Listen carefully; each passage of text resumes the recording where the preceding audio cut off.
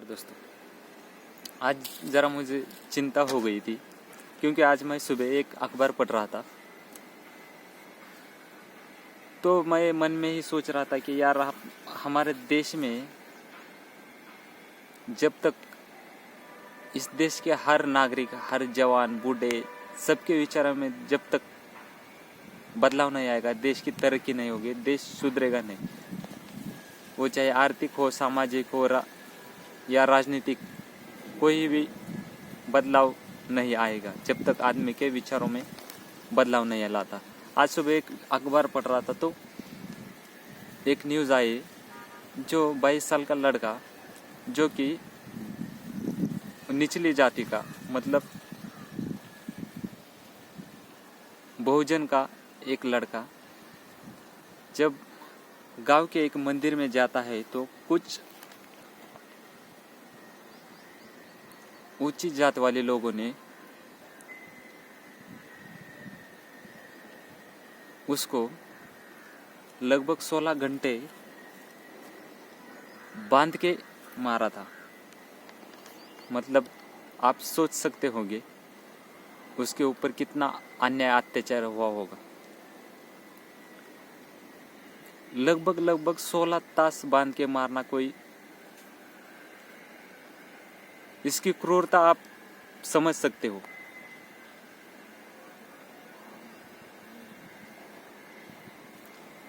क्या हुआ होगा उसके मन में, क्या क्या विचार आते होंगे। क्या निचली जाति में जन्म लेना गुनाह है? उनका अधिकार नहीं मंदिरों में जाने का। कब तक ये चलेगा? कब तक चलेगा? इसके ऊपर कोई तो कानूनी कार्रवाई जल्दी से होनी चाहिए। 16 घंटे मारना, वो भी जलती हुई लकड़ी से, वो भी एक नहीं, गांव के लगभग 12-13 लड़कों और बूढ़े लोगों ने मारा है, जिनकी उम्र 20 से 40 के बीच में की है। ऐसे नौजवान लोग एक बहुजन के लड़के पे अत्याचार करते हैं, जातिवाद पे, निचले जाति के ऊपर अत्याचार करते हैं, तो शर्म आती है हम लोगों को।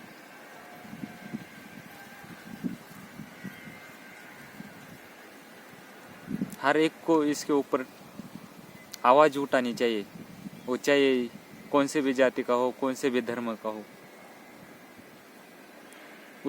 वो लड़के का नाम है आयुष, जो कि छोटा है, 22 साल का है, मतलब ज्यादा उम्र भी नहीं। क्यों उसका अधिकार नहीं है? संविधान ने उसको अधिकार नहीं दिया मंदिरों में जाने का।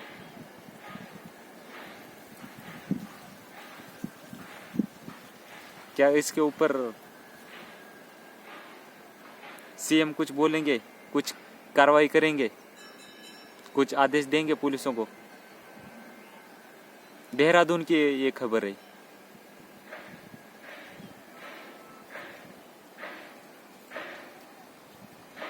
हम जब तक सब बहुजन एक साथ नहीं खड़े होते, तब तक ये हमारे ऊपर अत्याचार, अन्याय, हिंसाचार करेंगे। वो चाहे मूछें रखवाने पे हो, चाहे घोड़े पे चढ़ने पे हो, वो चाहे मंदिरों पे जाने पे हो। बाबा साहब ने क्या कहा था? शिक्षित हो, संगठित हो और संघर्ष करो।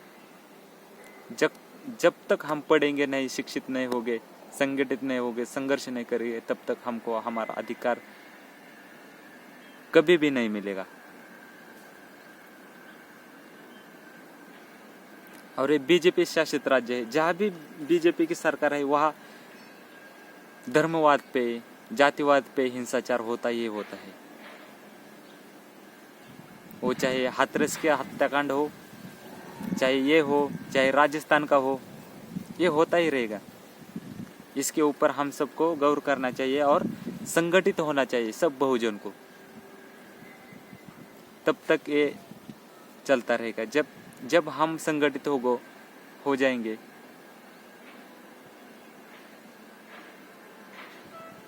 तो इसमें बदलाव ला सकते हैं। लेकिन हमारे ही बीच में हम झगड़ा करते हैं, इसलिए ये दूसरे लोग इसका फायदा उठाते हैं।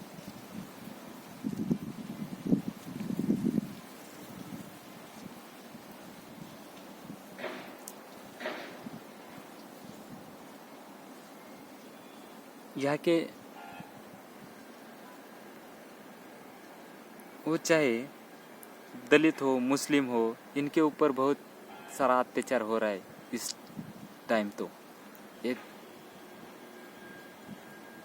7-8 साल हो गए, बहुत ज़्यादा। और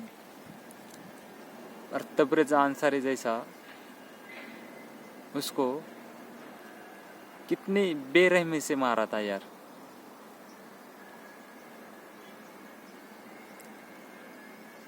और ये सिलसिला बढ़ता जा रहा है, कम नहीं हो रहा। हाथरस का कांड,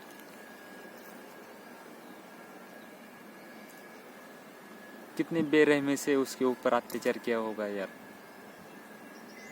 ऊपर से उस सीएम और डीएम का